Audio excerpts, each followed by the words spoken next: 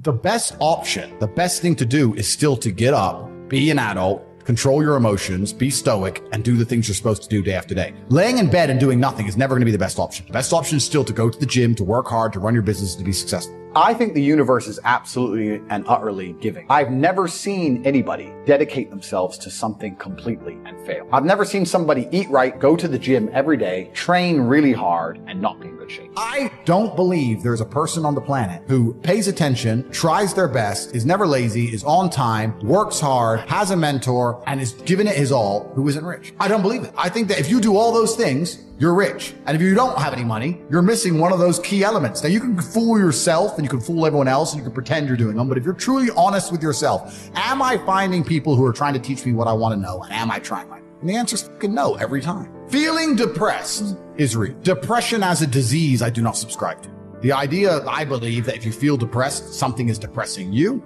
and you should try your best to fix it. You should take control of your life and do your best. The idea, but they don't say that. They don't talk that. They say depression like it's this magic thing that comes out the sky and it gets in your brain. You're sad no matter what. There's nothing you can do about it and you need to only take pills. And I think that's a very bad way to look at the world. And that's a bad idea to subscribe to. And if you start to feel depressed, let's say your girl leaves you and you start to feel depressed, but you believe in the idea of depression, you're now going to start diagnosing yourself as clinically depressed, self-hypnosing yourself into hypnotizing yourself into being clinically depressed.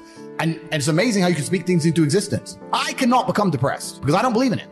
So it doesn't matter. We're talking about the different positions on the chessboard. But if the rules of the game remain the same, regardless of the position you're still trying to win, you still have to do the same things. So does it even matter at this point?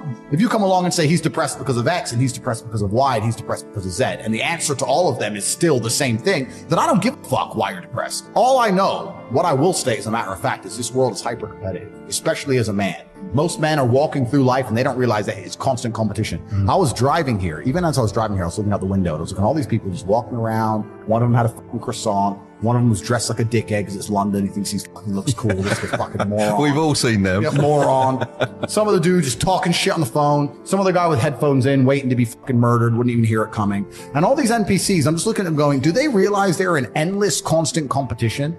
Every single pound they want, someone else wants. Every single girl they want, someone else wants. There are people like me out here. I will destroy, you could get all 30 of them in a room and I will sit by myself and absolutely annihilate them in any single metric. And they're just sitting there just fucking floundering and wandering through life, unaware of how competitive the world is. Well, and whinging how unfair it is. And whinging and how unfair it is. And this is my point. If the world is truly that competitive, you do not have time to be depressed because it's a non-competitive mind state. You could be depressed for X, Y, Z, whatever. I'm not depressed. And I want the money you want, and I want the girl you want, and I want the status you want, and the car you want, and the house you want. And I'm going to get it, and you're fucking not. I truthfully believe that the universe is a very giving place. And I don't want to sound, airy-fairy, but I truthfully believe that the universe is a giving place, and that if you actually really want something, how much you want is how much you're prepared to sacrifice. So if you want $500,000 a year, you can definitely make that. And that level of stress you'll absorb for that money and the amount of headache you'll go through, if that's the amount you're prepared to accept for a happy life, you'll have it. I think that you have to pre-decide, right? So even my level of wealth comes with enormous stress. Governments are after me. Like most people are not mentally prepared for the bullshit I go through. So the number one factor that's going to decide how successful you are as a person is your ability to absorb stress, your stress level. The better you are at dealing with stress, the more problems you can fix, the more money you're going to make. So you have to decide where on that scale, because you could just be homeless and have no stress. Right? You could be a brokey and be on the dole and just, I'm broke, but nothing really troubles me. So you have to decide on that level where you want, how much stress you can possibly absorb as a man. And then if you truly want that level, you're going to get it. I believe any man can make anything they want, depending. Any one of you here, I have no idea how much money you're making, but if you were to say, you know what, I'm throwing away my relationship, I'm throwing away my social life, and I'm going ham, I'm going nuts, and I don't care what they do to me, I'm gonna go and I'm gonna make it. You'd make a bunch of money, but there's a bunch of garbage that comes with it. So you have to decide, right? I sit here as a billionaire, and I sit and say, I will teach you how to make money online. Anybody, 18 modern wealth creation methods, it's $49 a month, and I will teach you. And people will sit there in their brutal arrogance, as a brokey with no money, and go, yeah, but can he really teach me? I have everything you've ever fucking dreamed of. And I have all the money. You have nothing. And you're so arrogant that you believe you know more than me, or that you can do it without me, or that I don't know how to teach you. The arrogance of people is truly mind-bending. If you know so much, why are you broke? You obviously don't know. If I want to learn how to box, I wouldn't walk into a boxing gym, find a guy who can box and go, yeah, you know, not bad, but can he really punch? Like, this is how people think when it comes to money. You guys are all successful enough. You can sit there and say, look, I do X, Y, Z. I have X, Y, Z. You don't have it. So do you want to learn how to play piano from the piano teacher, or do you want to sit there as an arrogant brokey? Most people are brutally arrogant, and you can sit there and you can try and help them, and they're just so arrogant. They think, oh, I can do it myself, or I'll work it out myself. I don't need help. And it's arrogance, and it keeps them at the bottom. Everything great that's happened to me in my life, someone taught me. I had a kickboxing coach. My dad was my chess coach. You get taught things. To sit there and think you're too good to learn, well, this is the problem. Most people are broke. Most people are broke because they're arrogant, bro. It's the truth. It's nothing to do with how stupid they are. They're just arrogant people. So if you love your family and you love your last name and you're proud of yourself, then you have a duty to be massively, monumentally successful, to show homage to your ancestors. I find it amazing there are people out here today who are going to sit and say, oh, I'm sad, I'm too depressed, I don't want to work hard. Do you understand that only 200 years ago, there were peasants out working a field, starving, surviving the Black Death, surviving the plague, struggling to exist just to reproduce, so that 200 years later, you can be the end of their bloodline, for you to sit on your ass and do fucking nothing? Like, you're a fuck up. You're fucking up your entire bloodline of your entire ancestry. You owe these people things. They went through hell for you to exist. You have a debt. You have a duty to pay. You have to be the best possible version of yourself. And the same to God. God loves people who try. God loves people who work hard. It's amazing if you try your very best all the time, what God will give you. He'll give it to you, anything you want, if you actually try. Not convincing yourself you try, actually try. They're different things. But yeah, I was instilled with this because from a young age, my dad said, you're a Tate, and Tates are the greatest people on the face of the planet. And there's gonna be a day I'm not here anymore, and they're gonna talk about me because of how fantastic you are. So go do your fucking job. I said, yes, sir. And here I am. One of the most terrifying, but also gratifying things of life as a man is that we're all born relatively valueless. I don't think women are born that way. A woman, if she's born, especially if she's attractive, has an innate value. People just want her no matter what. But as a man, if you're not an important man, nobody gives a fuck about you, and they're never going to care. So you have to build yourself from the ground up, and that's scary for a lot of people, but it's also a massive opportunity. You can decide if you want to be a famous musician, or a nice sensitive poet, or a painter, or a kickboxing world champion, or a businessman. You get to decide on all the different characters in the video game. You can choose, who do I want to be? And then if you actually try, you can become it. Isn't that amazing? You can wake up and go, you know what? I want to be this kind of guy. I knew who I wanted to be. I wanted to be the dude pulling up in the Lambo, 3 a.m, gets out. Everyone's like, who is this big, strong, rich dude? I wanted to be that man, so I became it. And if you don't want that, if you want to go be a musician and play guitar and get a bunch of chicks and chill in Bali and smoke weed, whatever, go, you can choose your character and build it. The problem is as well, it's difficult because the way that humans work and the way that we've evolved as a species is that we don't really learn lessons unless they're learned the hard way. Yeah. I believe that unless a lesson is taught the hard way, you're not going to learn it. You can have so many near misses and people won't learn their lesson. Bro, you must know a guy who goes out there, nearly crashes his car, doesn't slow his ass down till he wrecks it. Yeah. Like, this is how people are, right? So you need that pain for the lesson to sting enough to really genuinely go inside of your mind. And it's the same with everything. It's the same with driving a car or business. Truthfully, if you want to learn a lesson about business, you're going to have to suffer at some point, right? So we always say that most people are not successful with their first companies, X, Y, Z, blah, blah, blah. I get that. The truth is there's a lot of people that make a lot of money with their first company, but they just spunk it, act an idiot, and it all blows up in their face. And that's how you get the discipline on your fourth company, that when you have 3 million in the bank, you just leave it there. You know, and don't be done with it. So you need to go through some pain. You need to experience some negative things. You need to have to a degree some trauma to really even learn any lessons. So that you make sure it doesn't happen again. I really think that humans are stupid enough to only learn the hard way. That's kind of how it works. The saying, if you know what you have, you ain't got much. That is completely. Yeah. I don't have a clue how much money I have. When I was broke, I knew exactly how much money I had. I had 117 pounds in the NatWest, and that was it. I'm poor, rent's paid, I ain't got nothing else. When I was broke, I knew exactly how much I had. But now I'm at a point where it gets really difficult to truly measure how much money I have. Because you have cash, okay, that's easy. Even then, once you have a healthy respect for money, once you get past a certain amount of money, you don't need it in the bank. Like, there's no point in me having 50 M liquid in the bank. Why? Well, then what am I going to buy? You know, you're like, as long as you have whatever you have in the bank to run around the world with, you have enough. So you try and put that money to use, right? You buy assets, XYZ. I don't believe in motivation as a concept. I believe in discipline and divine purpose. People who ask about motivation are basically saying, I don't feel like doing this. How do I feel like doing this? And the answer is, the true red pill is, you're never going to feel like doing it all of the time. Sometimes you're not going to want to do it. Doesn't matter what it is. If I were to tell you to go fucking surfing or skateboarding or driving a Ferrari every day, there's going to be days you wake up where you just don't feel like doing it, no matter how fun it is. That's life. But if you do not do it when you don't feel like doing it, you will never perform against a person who does it regardless of how they feel. You have to make a decision. Forget about the idea of motivation. Forget about the concept of it. Throw it away and decide who you are. And this is a genuine task for you all to complete. Go look in the mirror, look into your own eyes and decide, am I a fucking loser or am I a winner? Because if you're only going to do what you feel like doing, you are a loser. That is the definition of a loser. A man who only does what he feels like doing is going to lose against the people who perform regardless. If you lose, what are you? A fucking loser. I decided I was a winner, and I knew what it took to win. To win, I have to perform day after day, so I decided I'm going to do this every day, regardless of how I feel. Some days I'll enjoy it, some days I won't, some days it'll be fun, some days it won't. But I'm going to do it every single day to the best of my ability. I will not allow my emotional state to affect my actions. That's what winners do. And you have agreed to fight on the 13th of July. That day comes around. You might feel like fighting. You might feel like kicking someone's ass. You might not feel like fighting. You might be a little bit sick. But it's the day. The arena's booked. You have to fight. So you don't get to say, well, I don't feel like it now. You don't get to lose and tell people, well, I didn't feel like it on that day. You just have to do it. You have to be good enough on your worst day to beat your opponent on his best day. It might be your worst day. It might be his best day. You still have to fight. You still have to win. That's the game. So if people ask me about motivation, I make it very clear. I say, listen, motivation has nothing to do with any of this. This is about who you are. It's about your purpose, your divine purpose given to you, dictated by God. Are you the kind of person who lives a life worth living, or are you a fucking loser? Now, watching this, there's going to be some of you which fall into each category. You're not all winners. You're in the right place. But some of you are probably still lazy losers. That's the reality.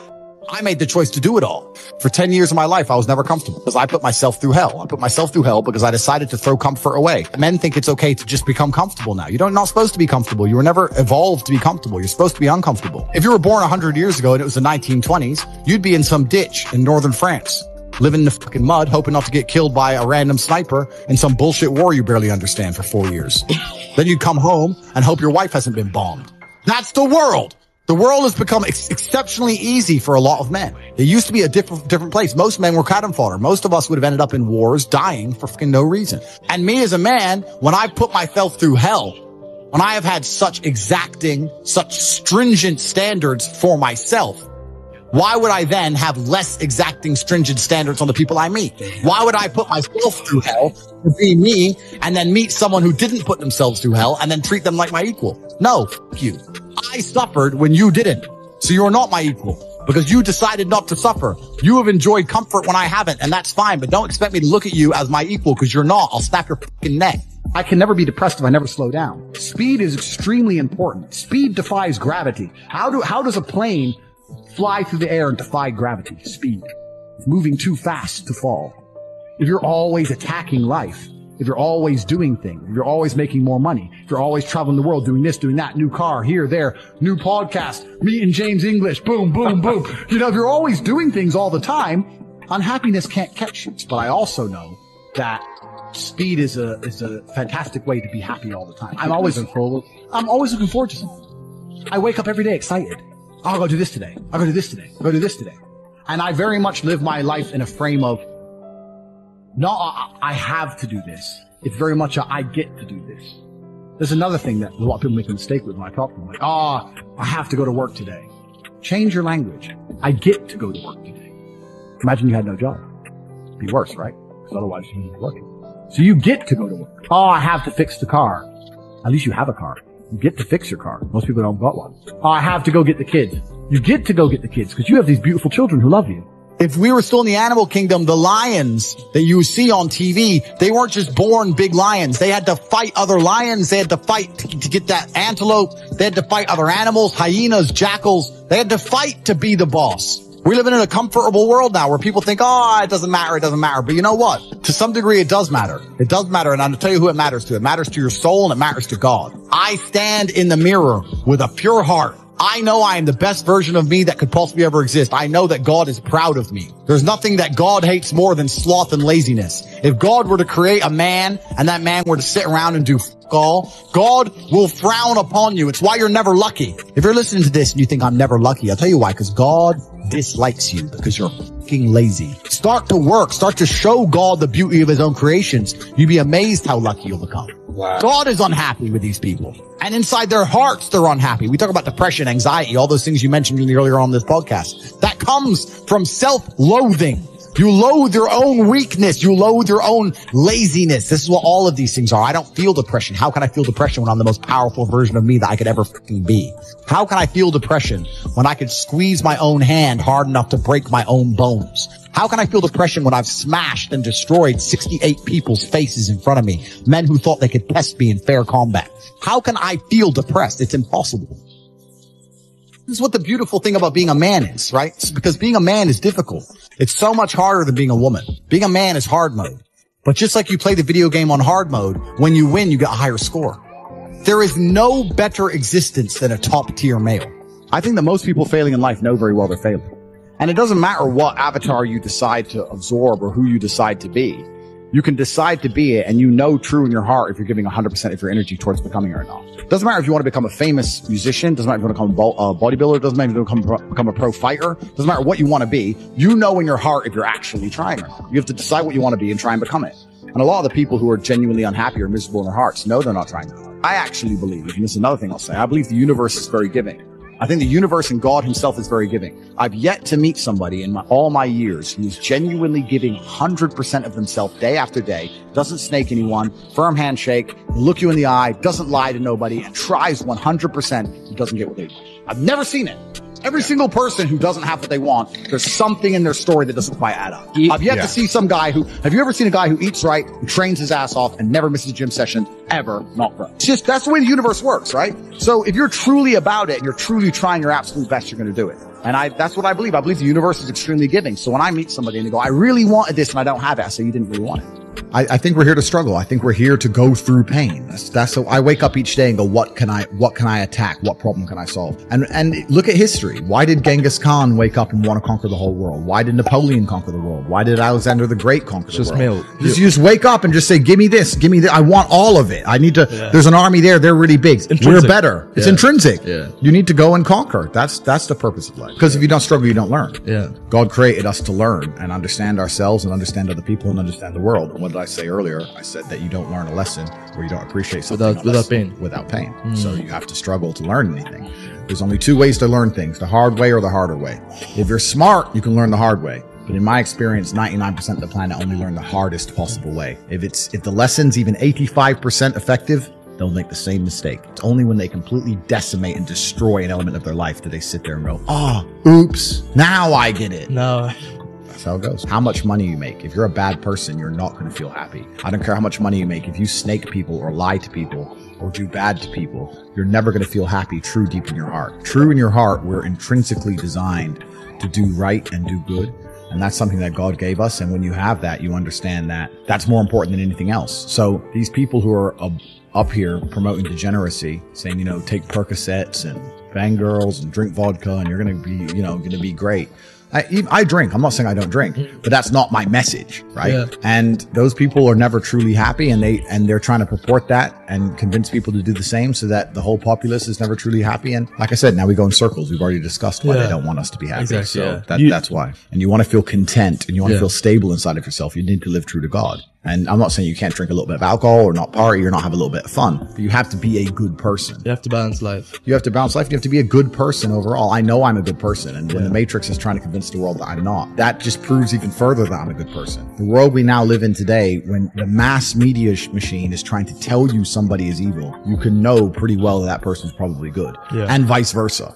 Like, there's a reason they are trying so hard to convince people to ignore their own ears. People listen to my message and go, that's a positive message. And the media exchange is going, no, it's not positive. He's bad. They're trying to brainwash you. I don't believe in the societal paradigms in which they have tried to construct this idea of happiness. I don't believe or subscribe to the way that happy and sad is currently understood by the masses of the population. I think if you are anything less than absolutely distraught, you are happy. You're a version of happy. It's like saying gray is a version of black, right? No matter how light the gray is, you can still call it a version of black. And unless you've gone through an event, which hopefully doesn't happen too often, like the passing of a family member or something that's truly destructive and detrimental to your mindset, besides these events, which hopefully only happen a few times in your life, you should be happy. If you're not crying or paralyzed in silence due to the absolute magnitude of a detrimental circumstance or the absolute magnitude of a negative event, then you are a version of happy. So I am always happy is the short answer. I don't believe in not being happy. I don't believe in not saying to myself I'm happy. I'm always a version of happy. And this idea of chasing happiness and always being concerned and preoccupied with how happy you are is actually the biggest mistake that a lot of people make, I think, in the world today, especially men who wake up and go, oh, I don't really feel happy, so I need to get happier. And that's how they end up down a hedonistic path of drugs or alcohol or gambling, chasing pleasure. I don't care how I feel. I don't care if I feel happy or sad. It doesn't really affect what I do each day. I do the exact same things. I act the exact same way. I don't care. I don't put weight to the significance of the emotion. So I always consider myself a happy person, but if I woke up and I was slightly less happy one day than another, it wouldn't affect anything I do and I wouldn't put any relevance to it. I'm human and that's life. And so am I any happier now that I have hundreds of millions of dollars than before I was broke? But I was never unhappy. I'm the same state that I was then that I am now. I have work to do and I will do it. It's as simple as that. Well, also, there's no light without dark, and there's no joy without pain. You can't have a rainbow without a little rain. Exactly. And no matter how hard you chase pleasure and happiness, there's going to be dips and troughs in between. There's going to be come downs and downtrends, and you're going to have the juxtaposition between that time you were laughing your head off and acting giddish like a child and the time that you feel depressed as such. And I think it's much better to just adopt a very disciplined, stoic mindset. I'm always the same base level of happy regardless. If I lost all of my money today, I would be the same happy. If my net worth quadrupled, I'd be the same happiness. As long as I am alive, which is a struggle, unfortunately, in the current climate, but as long as I'm alive and the people I care about and love are alive, and as long as God gives me the honor of doing my duties and providing for the people I care about, as long as I get to wake up and know that there's a whole bunch of people in the world who need me and I get to work hard to please them and do good for society and good for the world, then I'm a vessel of God and I'm happy enough to survive. That's all I look at it as. I don't ever consider how do I feel. That doesn't cross my mind. I have things to do.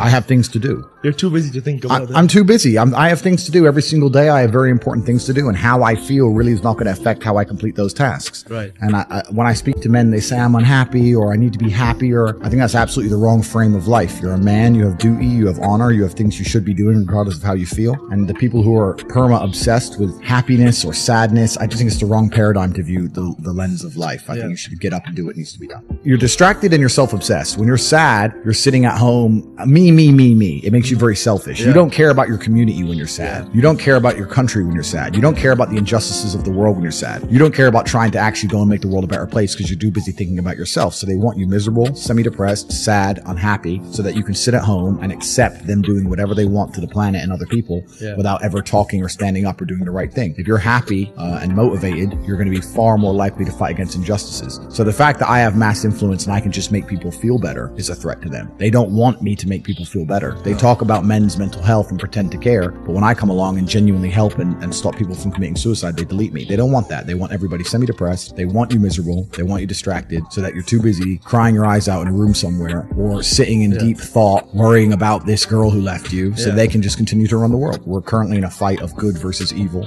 It's genuinely that serious. This is whether it's the Bible or the Quran or any superhero movie, this is the battle of good versus evil. And anybody who's sitting who doesn't see that every armed conflict on the planet, the conflict for our minds, the way the Matrix is attempting to control us, this is genuinely a battle of God versus Satan. And if you think that you can just sit idly by while these two titans go to war and you're not going to end up caught up in the crossfire, then you're absolutely and utterly ignorant at best, a coward at worst. And I think it's most likely cowardice. We're in the middle of the greatest battle that humankind has ever faced. And unless people stand up and actually try and fight hard for good and for God. The reason I talk about not to tell people I've had a hard life, it's to make it clear to people who are complaining about their own life that the bad things that are happening are what you need to become the man that you want to be.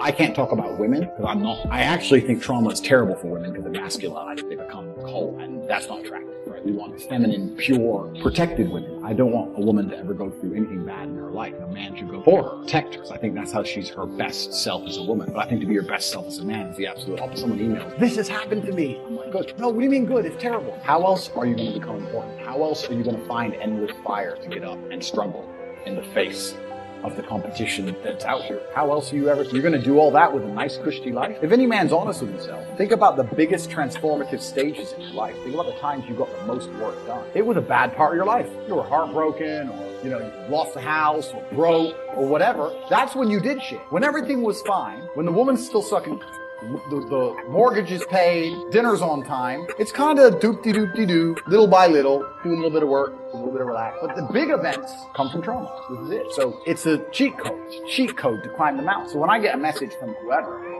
my wife left me, I'm devastated. I say, I understand. I completely understand how hard it can be to lose a woman that you've given your entire life, and you've done so many nice things. And then because of one thing you did, her innate and absolutely insane level of ungratefulness has turned her bitter, and she now talks to you like she hates you over one thing you've done after thousands of efforts showing how dedicated you are to her. And even now that you're prepared to die for her, she doesn't give a shit about. I understand that pain. And my answer is good. It's still good. Now take all of that pain, instead of emailing, and then you're going to become the kind of person. Why does it have to be quick? Why does it have to be easy? Why do you think life is all quick and easy? Why can't it be hard and difficult? Why can't you suffer?